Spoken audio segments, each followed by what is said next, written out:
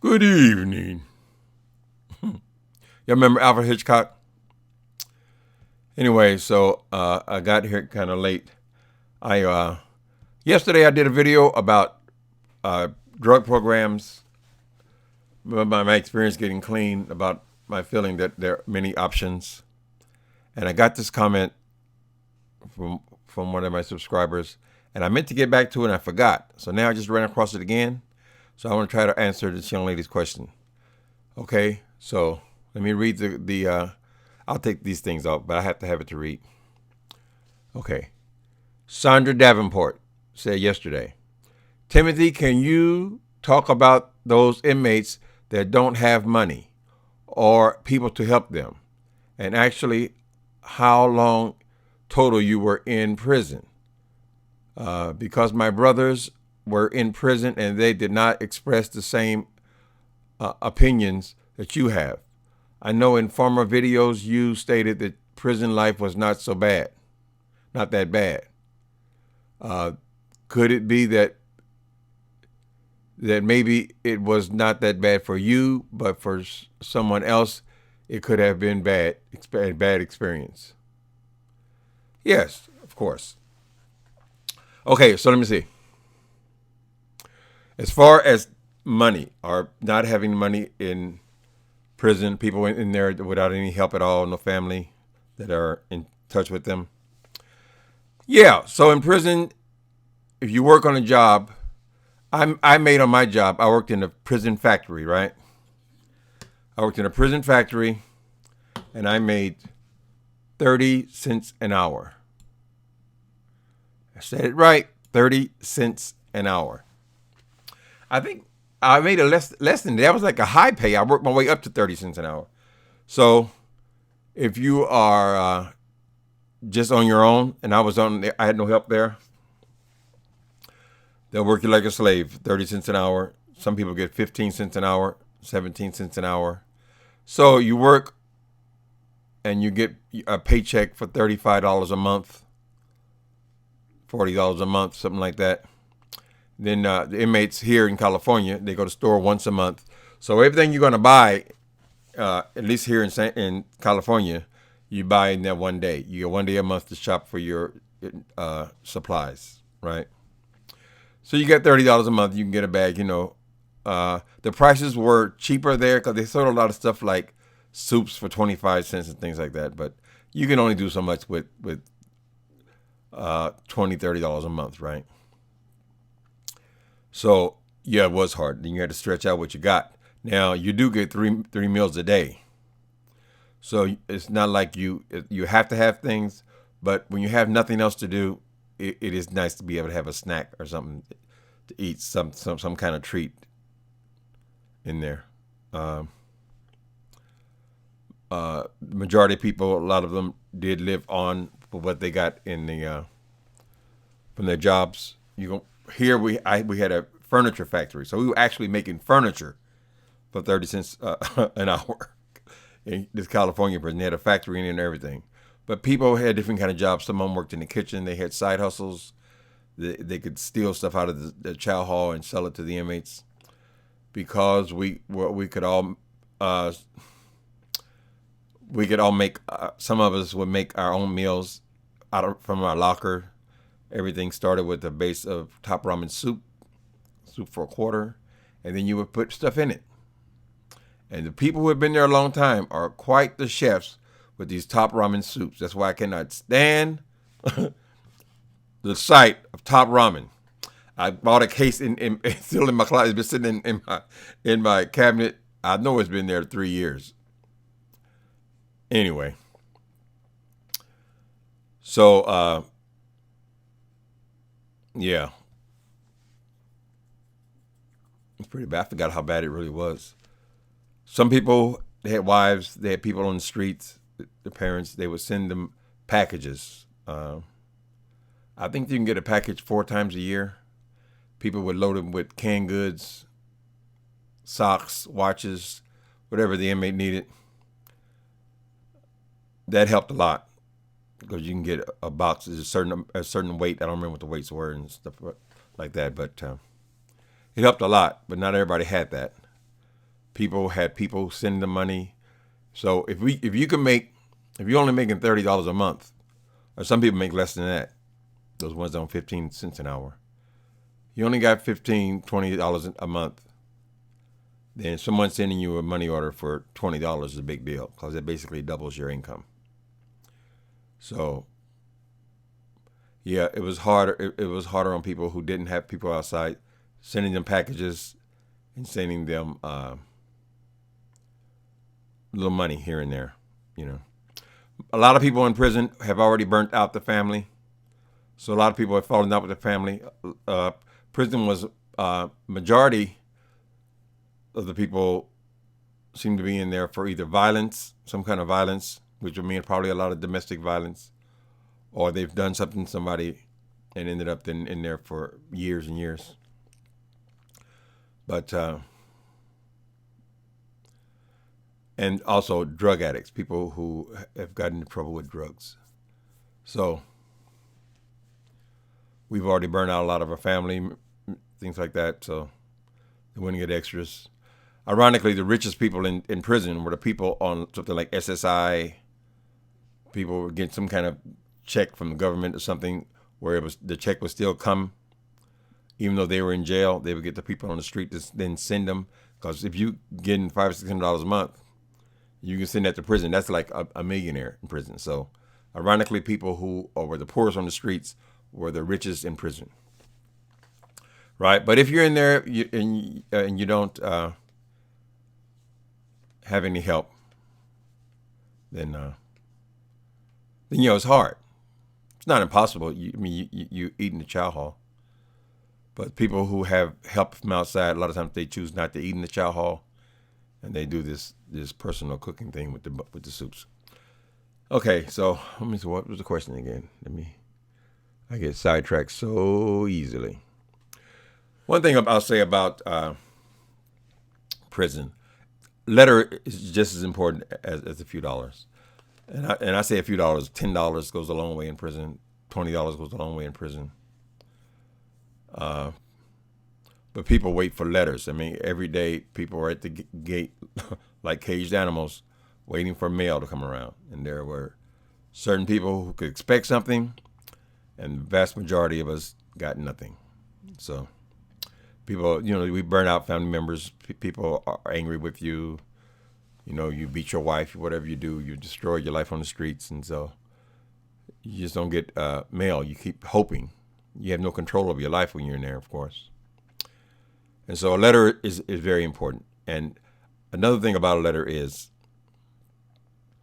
when people are in the pen, they're on their very best behavior, at least when it comes to drug addicts. People who do drugs on the streets, they become... their life just becomes getting drugs, right? So they're always on the hustle. They lie, they cheat, they do all those kind of things. But when they're in prison, they have a clear head, right? That's probably most sincere you're gonna encounter these people. So, and a lot of inmates can write a beautiful letter. So I personally, my mom would write me letters, long, long letters about God and Jesus, and I was not ready for that. And at some point, I kept going in and out, and in and out, in and out. You asking me how long I was actually did in prison? Well, over 10 years, I went 10 times. So every year, I got busted for drug possession, and every year, I got a half time. If you arrested for a nonviolent crime, you generally get half time in a California prison, right? So I generally did 7-8 months, because you work, you get half time for that. Right.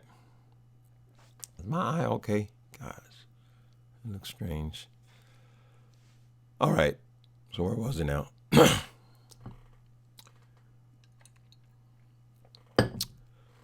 Yeah. So you get halftime. So I was in and out. So I went back every single year. I usually did about 3 months on the street, 7-8 months in prison every single year for 10 years.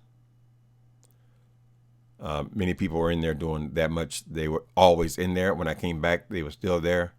They got long-term sentences. Some people went in at 18 years old, and they're still there, and they're in their 40s. So after a while, you don't get much respect when you're going in and out and in and out when you're not valuing freedom, because those people obviously would like to get out one time. All right, so you asked me. You said that your brothers were arrested. I assume that's why you're writing me. And they didn't have a good time in prison at all. It was harder for them. Yeah, I can see that. I was a HIV person, plus I'm gay, so they had us all corralled together in this gym, right? In this minimum security type gym. I think we were level 3. You can go up to a level 5. Yeah, we were level 3, so we were almost at minimum security.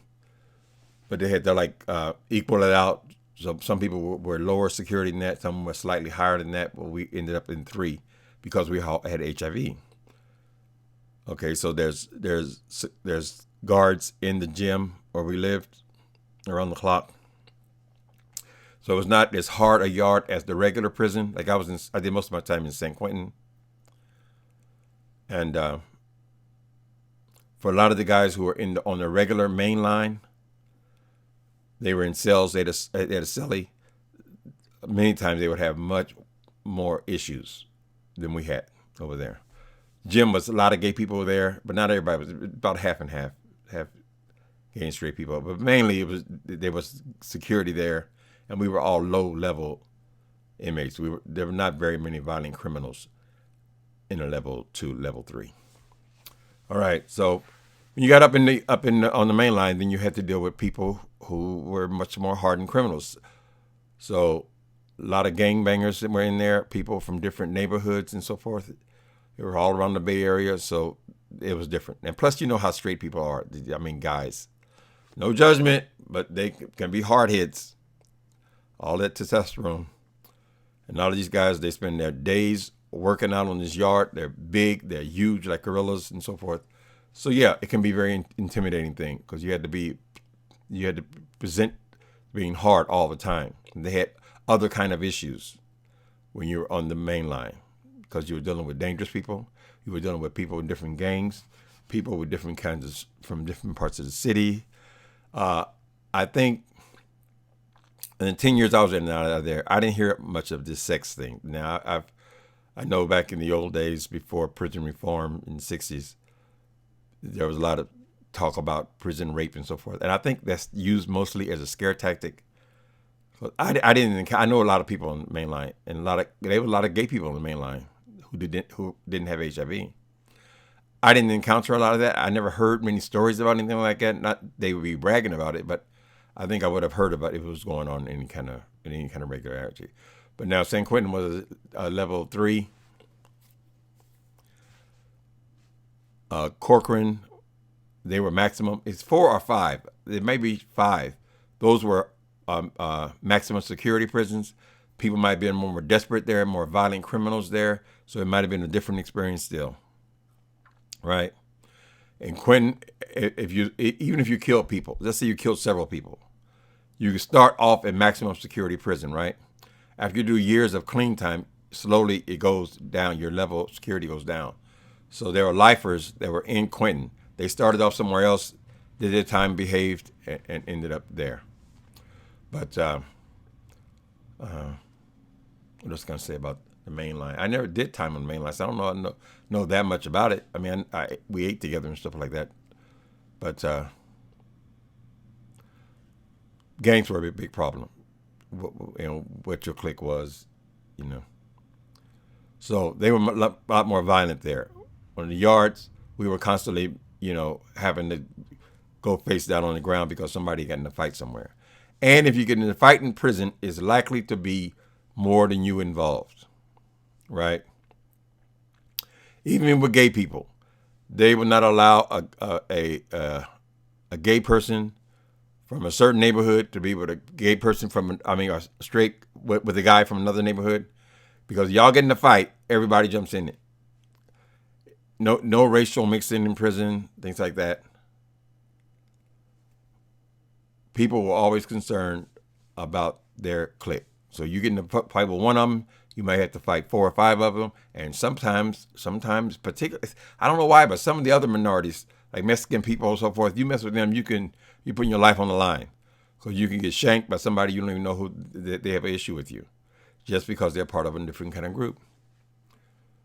Also, people who've had real lives on the street, families, things like that. It's a hard thing to do, to go from having your own home, your family, your wife, your kids, and all that, and then to come into that place when you're just locked into a little tiny cell with the toilet right in the middle of the room. You don't even have enough privacy. If you want to defecate, you got to sit up there and let someone else smell you stink. So, yeah, it can be hard. It can be hard for people who are doing a lot of time on the main line in prison. Unfortunately, a lot of people get comfortable there. The recidivism rate is tremendous. People who go to prison, when they start going, they keep coming back. A lot of it is because they're on parole, so they have a tail. That means that the cops can snatch them, put them back in there, any kind of small infraction. So a lot of people come back, and eventually get comfortable. There are people who in there have been doing 10, 20 years, are lifers, and don't want to get out. They have no desire to get out of prison. They wouldn't know how to function if they got out of prison. I see them out here. I see them on the street. I can tell they just got out. They just got out. It's even the way they walk. It's like they're walking on the yard. So I forgot what the word we used to use for that phenomenon. But yeah, sisters, I'm sorry your brothers got in trouble. But don't assume that means it's always going to be that way. You know, some people go in one time and that's enough. They will never go back up to that place, you know, and they get themselves together. Many times as you live long enough, as you get older, you stop going to prison. There are old people there, but they're people who have been there for a long time. There are not too many old people just running in and out of jail like that. So, but I'll just say, I don't want to go on forever. Sandra Davenport, but thank you for reaching out. I hope that gives you a little bit more insight into the situation. But yeah, if somebody's in the pen, write them. You'd be amazed. You'll get the best part of them there. And there are people I could not believe when I would hear gossip about some of the things people are in there for, because there are people in there who are horrible spousal abusers, people that you are talking to and you would never even dream that they would do such crimes. People who've done armed robberies, violent people. And when they get in there and their hair gets clean, they're just regular guys.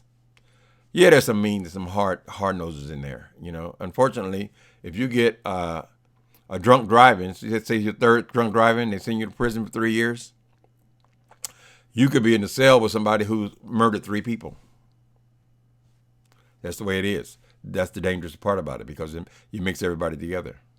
So some people, when they go in there, they're relatively innocent when they first start. But they're being exposed to people, hard criminals.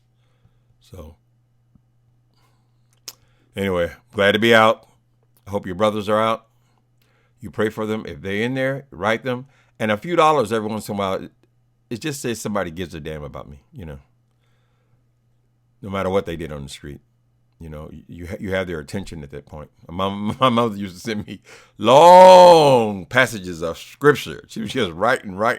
I would think, how in the hell is her fingers not cramping? But lo and behold, eventually, the time was right, and I got myself together. So I've been out 15 years.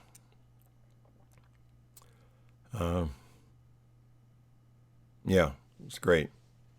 Okay. Sandra, I hope I helped you a little bit.